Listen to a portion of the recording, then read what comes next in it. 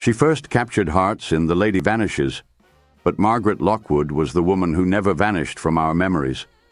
On screen, she played wicked women and daring heroines. Off-screen, she lived a life far more private, full of quiet struggles, unspoken feuds, and one enduring love: her daughter. If classic cinema fascinates you, don't forget to subscribe to Sajjad Classic, where legends live on. I wish I could have done more.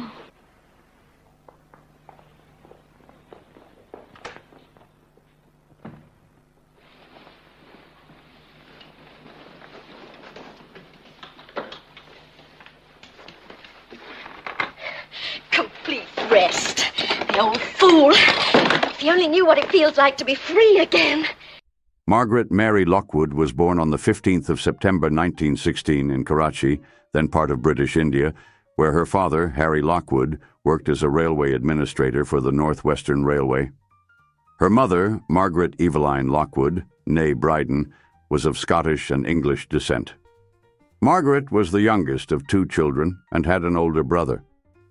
Though born in the colonies, Margaret spent only a few years of her early childhood in India. Around the age of 4 or 5, the Lockwood family relocated to England, settling in London, as her father's work no longer required them to remain abroad.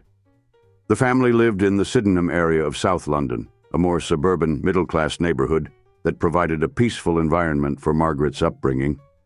As a child, Margaret was described as imaginative, sensitive, and quietly ambitious. She displayed a keen interest in storytelling and play acting from an early age. She would often perform in front of family and friends, mimicking characters and inventing stories, signs of a natural performer. Her mother was especially supportive of her budding talent and became instrumental in encouraging her pursuit of drama. Margaret was enrolled at Sydenham High School for Girls, a respected all-girls school known for promoting both academic and cultural education. While there, Margaret continued to show interest in the arts, especially elocution, poetry recitation, and drama. Her teachers quickly recognized her expressive voice and poise, and she began to participate in school plays and speech competitions. Her passion for the stage grew stronger during these formative years. She reportedly told her mother, "I want to be an actress," by the time she was about 12. Her mother took this ambition seriously and arranged for her to receive more structured training. At around the age of 14, Lockwood was accepted into the Italia Conti Academy of Theatre Arts, one of London's most prestigious performing arts schools, especially known for its work with child actors. Here she was introduced to professional standards of acting, singing, and stage performance. Italia Conti was the training ground for many British child stars, and Lockwood thrived in its disciplined yet creative environment. During her time at the Academy, Margaret began to appear in small roles in stage productions and pantomimes, including performances at the Holborn Empire and Drury Lane Theatre, two prominent London venues. She played roles in classic fairy tale pantomimes like Sleeping Beauty, Cinderella, and Babes in the Wood, which were popular Christmas traditions in Britain. These early appearances helped her develop confidence, stage presence, and a flair for theatrical storytelling. Encouraged by her instructors and her growing experience, Margaret sought to refine her craft further.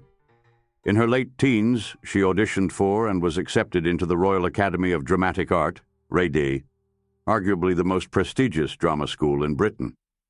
While at Rady, she studied classical acting, Shakespeare, voice control, and movement under some of the most respected instructors of the time.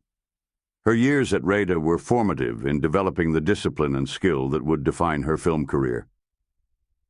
First stage appearances. While still studying, Margaret began to land more substantial stage roles. In 1933, at the age of 17, she made her professional stage debut in a play titled House on Fire. Around the same time, she also appeared in a production of Shakespeare's A Midsummer Night's Dream, portraying Titania, the Queen of the Fairies. Her performance was noted for its poise and beauty, even at such a young age. Her early stage work quickly caught the attention of producers and casting directors.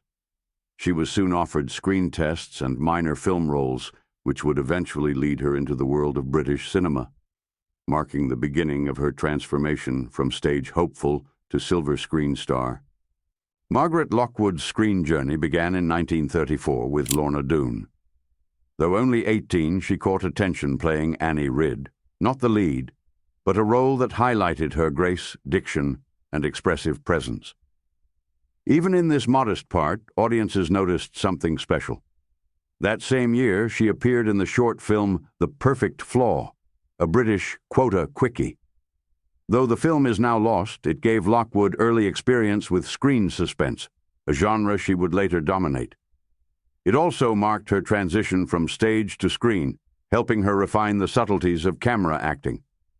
In the case of Gabriel Perry, 1935, she stepped into more serious territory, playing Sally, a supporting role in a courtroom drama.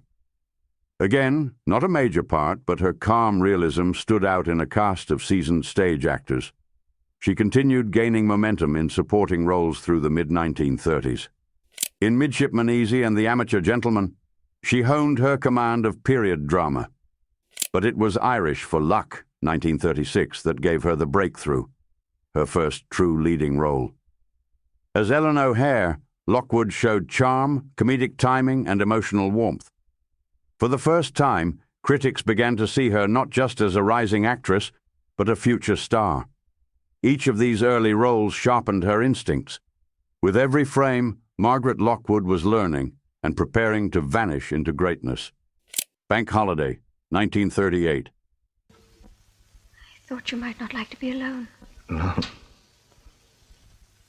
Don't mind my asking, but at your home, there's no one there, is there? No. There's no one there. Don't you think you should have someone to see you're all right? I think you should. Release year, 1938. Genre, drama, romance, social realism. Director, Carol Reed. Starring Margaret Lockwood, John Lodge, Hugh Williams, Renee Ray. Margaret Lockwood's first major lead role in Bank Holiday, 1938. A film that marked a turning point in her career and established her as a serious dramatic actress. The story unfolds over a British bank holiday weekend, as a variety of characters set out for the seaside from London. The film follows several intertwining storylines, portraying the hopes, frustrations, romances, and class divisions of ordinary people during their brief escape from routine life. At the center of the story is Catherine Lawrence, played by Margaret Lockwood, a young, compassionate nurse who is trying to take a short holiday with her boyfriend, Stephen Howard, played by Hugh Williams, a successful and rather reserved professional man. However, Catherine is emotionally conflicted and weighed down by the recent death of a young female patient in her care, whose tragic story left a deep impression on her. Catherine becomes increasingly distant and introspective during the trip, struggling to reconcile her romantic feelings with her professional responsibilities and emotional burden. Directed by Carol Reed, who would later helm masterpieces like The Third Man, Bank Holiday was an early example of British realist cinema. It captured the everyday lives of ordinary people with sensitivity and detail. When Bank Holiday was released, it was critically acclaimed. Margaret Lockwood's performance was singled out in multiple reviews. Miss Lockwood gives a performance of great sympathy and quiet power. The Times, 1938. Reviewers praised her for the maturity she brought to the role, despite being only in her early 20s. Bank Holiday was a breakthrough for Margaret Lockwood. It established her as a credible lead actress capable of carrying a serious film, led directly to her being cast in her most famous roles of the 1940s, especially in The Lady Vanishes, which would catapult her to international fame. Can I help? Oh, only by going away. I can't see you. Out somewhere. Here I am. Where are you? The Lady Vanishes, 1938. Genre, mystery, thriller, comedy. Director, Alfred Hitchcock. Starring, Margaret Lockwood, Michael Redgrave, Dame May Whitty, Paul Lucas. The Lady Vanishes was the film that turned Margaret Lockwood into a household name, not just in Britain, but internationally. It is widely considered her true breakthrough role and one of the most acclaimed British films of the 1930s. Set in pre-World War II Europe, The Lady Vanishes begins in a fictional Central European country. A train is delayed due to an avalanche, and passengers are forced to spend the night in a local inn. Margaret Lockwood plays Iris Henderson, a young, stylish English socialite returning to London to get married. At the inn, she briefly meets Miss Froy, played by Dame May Whitty, a kind, elderly governess. On the train journey the next day, Iris and Miss Froy sit together. After a nap, Iris awakens to find Miss Froy missing, and, strangely, everyone else on the train denies ever having seen her. Determined not to be gaslit or dismissed, Iris embarks on a suspense-filled journey to uncover the truth, teaming up with a witty musicologist, Gilbert, Michael Redgrave. I know you think I'm crazy, but I'm not. What follows is a thrilling mystery, filled with intrigue, espionage, and dry humor, as Iris tries to uncover what happened to the vanished lady and whether there's a more sinister plot at play. This was Lockwood's most assertive and dynamic role to date, showcasing her range as an actress. Iris Henderson is modern and sharp, not a passive heroine.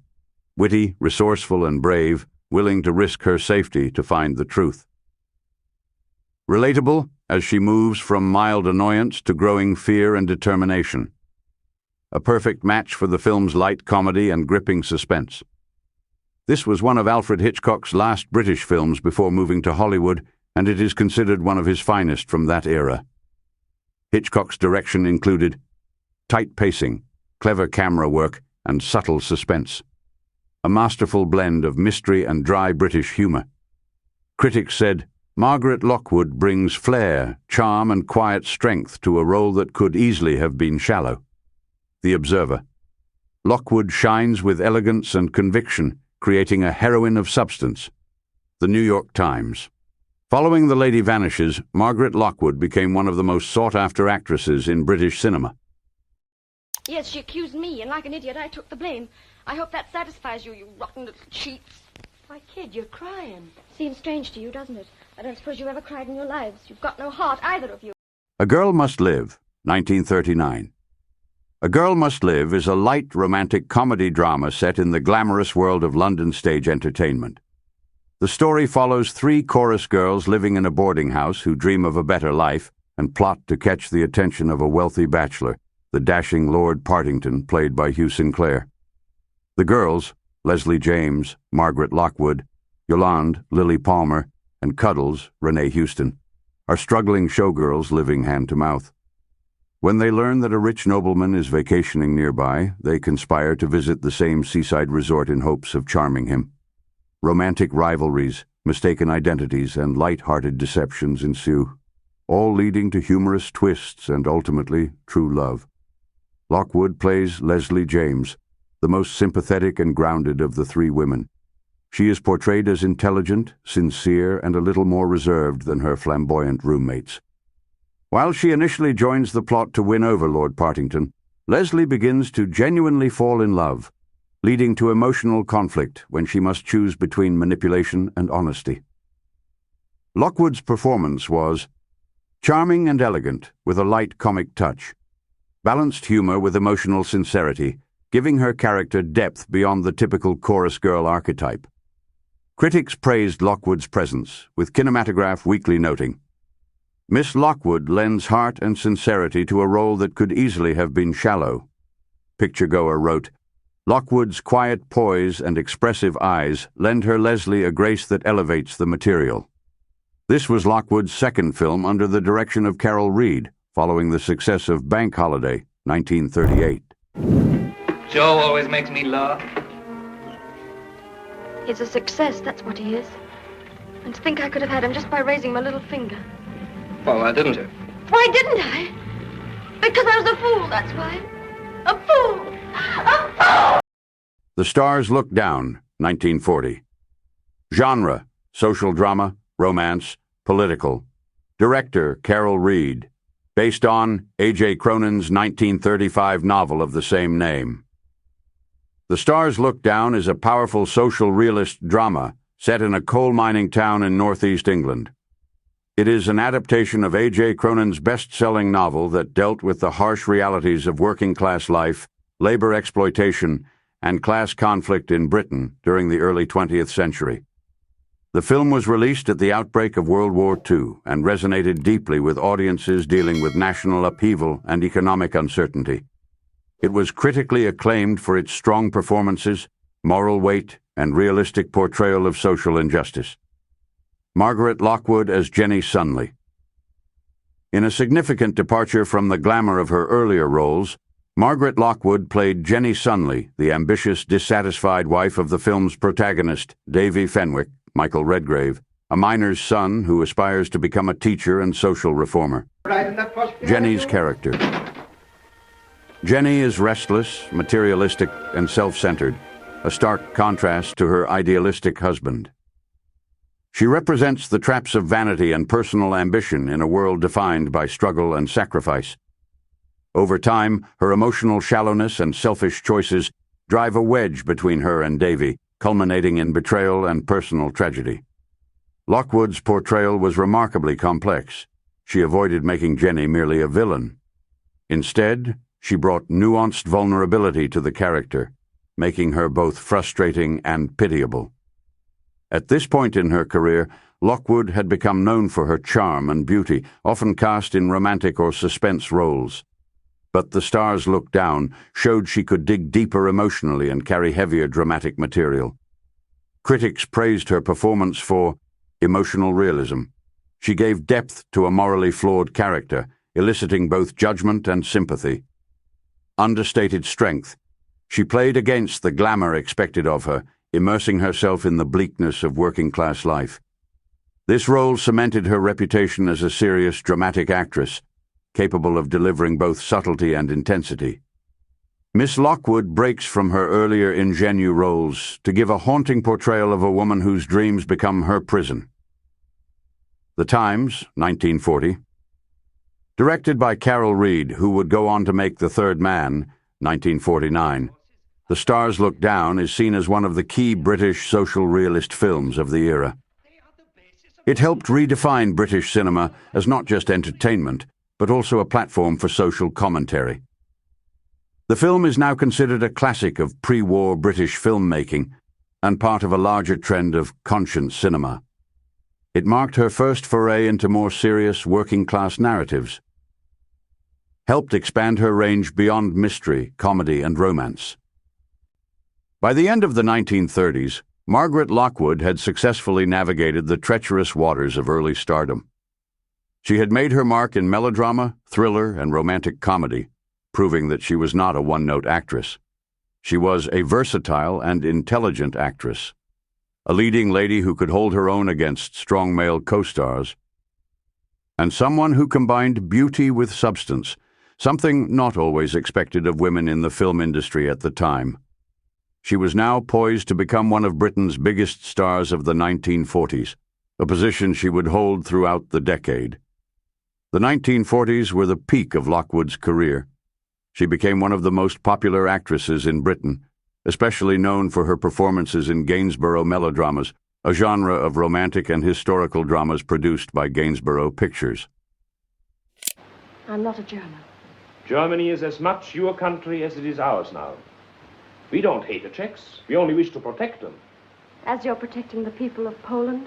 You've been too long in Britain listening to their smug hypocrisy. If I listened to hypocrisy in Britain, it was not from the British. Night Train to Munich, 1940. In early 1939, Germany invades Czechoslovakia. Scientist Dr. Axel Bomisch manages to flee. His daughter Anna Lockwood is captured and sent to a concentration camp. There she meets Karl Maassen, Henride, who helps her escape.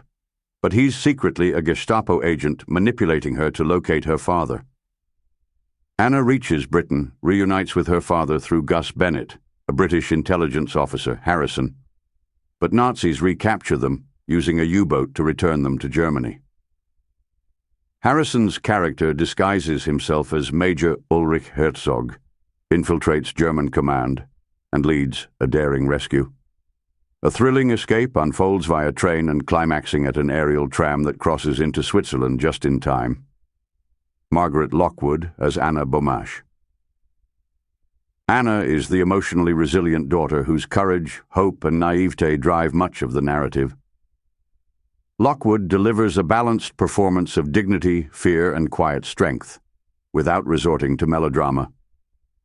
Critics and classic film fans view her portrayal as one of her most nuanced, praising her ability to bring emotional authenticity to the role. The film performed strongly in wartime Britain and internationally, particularly in the U.S., where the story had previously earned an Oscar nomination. Hester, anywhere you please, but discreet. And alone. Ostensibly. Where shall I be without Clarissa's protection? You will have mine. Very different, Rowan. A kept woman. The Man in Grey, 1943. Genre, historical melodrama. Director, Leslie Arliss. Studio, Gainsborough Pictures. Starring, Margaret Lockwood, James Mason, Phyllis Calvert, Stuart Granger. The Man in Grey was the first of the Gainsborough melodramas, a series of highly popular, emotionally charged costume dramas produced during World War II.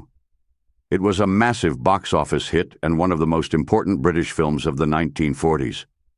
The movie helped redefine Margaret Lockwood's career, turning her from a respected actress into a national sensation. The story opens in contemporary times with descendants discovering letters from the past, triggering the main narrative set in Regency-era England. The central story revolves around Clarissa, Phyllis Calvert, a kind, gentle young woman from an aristocratic family; Hester, Margaret Lockwood, her childhood friend, manipulative and power-hungry; Lord Rohan, the Man in Grey, James Mason, a cold, cruel aristocrat with a violent temper; Peter Rokeby, Stuart Granger, a passionate actor and Clarissa's secret love. As the plot unfolds, Clarissa marries Lord Rohan for security, while falling in love with Rokeby. Meanwhile, Hester pretends to support Clarissa but betrays her completely, having an affair with Lord Rohan and ultimately causing Clarissa's death in one of the most shocking twists of the film. Hester was a radical role for Lockwood. Up to this point, she had mostly played sympathetic, warm-hearted heroines. But in The Man in Grey, she was unapologetically selfish, seductive, manipulative. Cold-blooded Lockwood brought a smoldering intensity to Hester. Audiences loved it. Lockwood became one of the biggest stars in Britain, especially among women, many of whom found her bold villainy empowering during wartime. Behind the scenes. Lockwood reportedly had a professional but tense relationship with Phyllis Calvert, her co-star. Though they were civil, there was rivalry over top billing and the public's attention. James Mason's performance as the violent Lord Rohan was also praised, but it was Lockwood's icy Hester that audiences remembered most. Not that name, milady.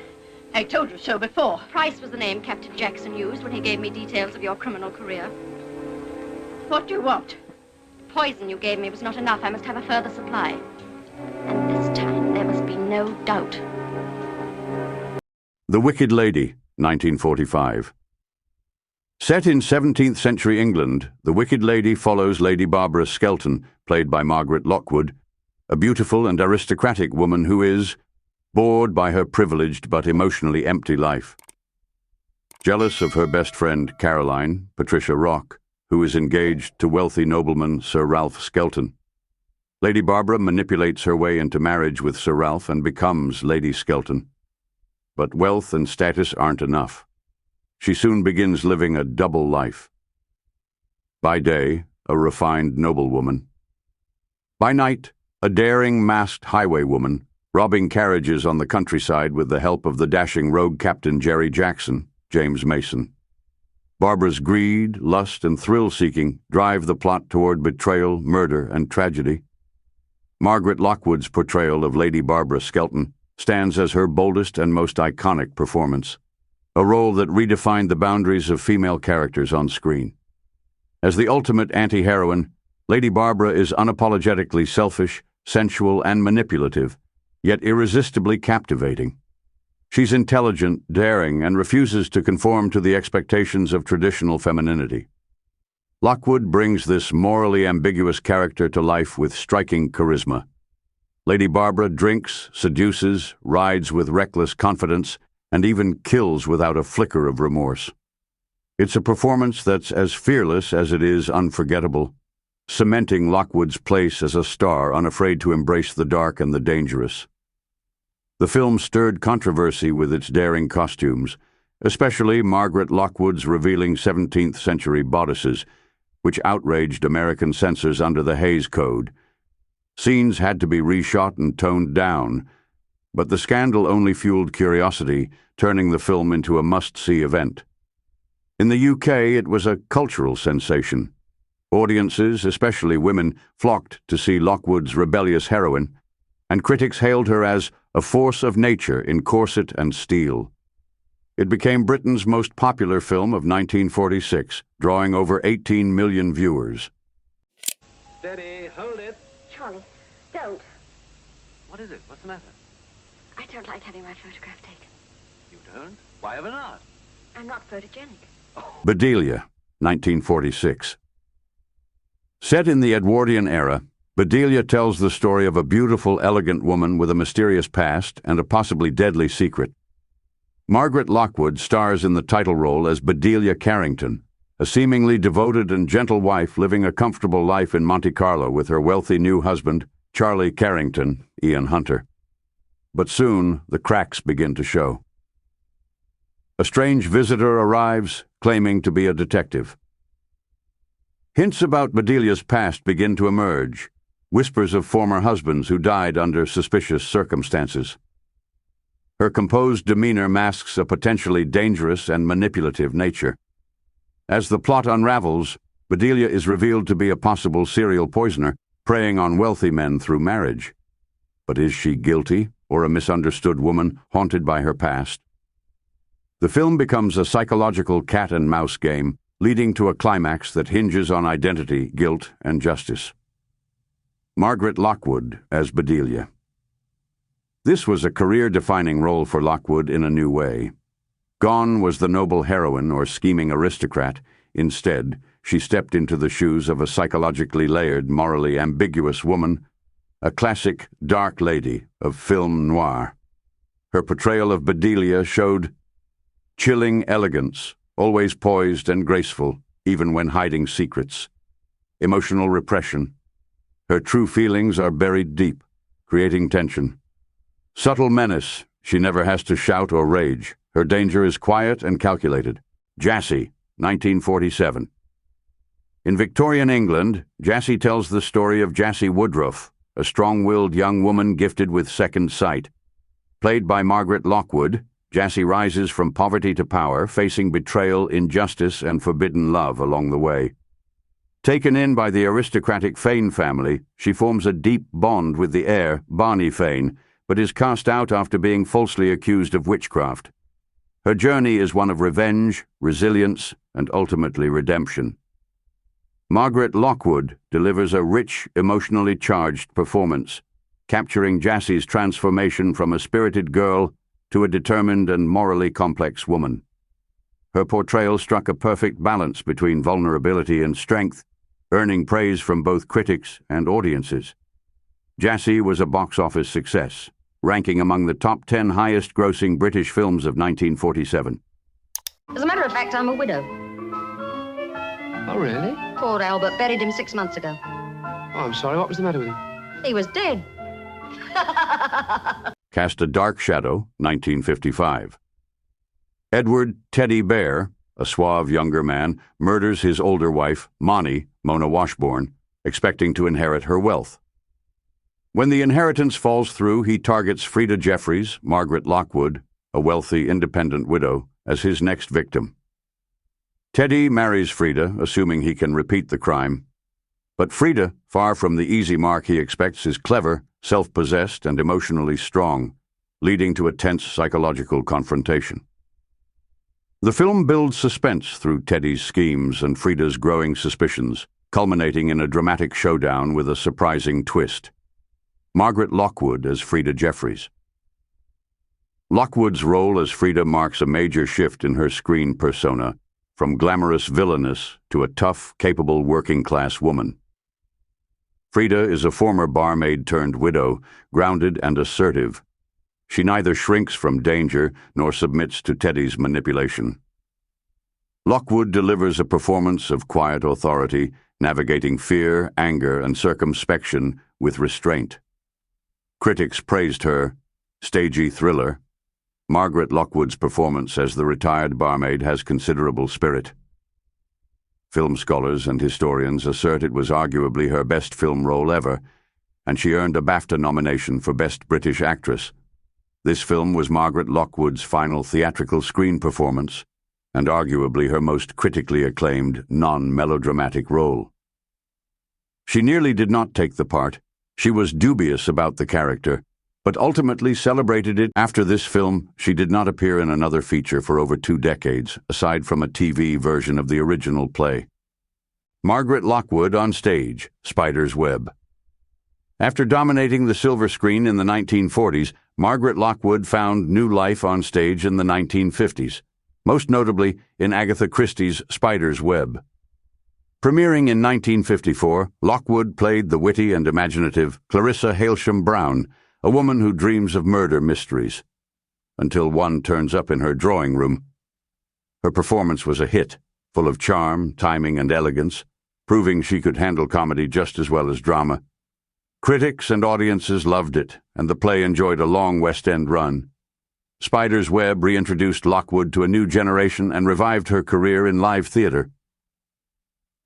Her big TV breakthrough came in Justice, 1971 to 1974.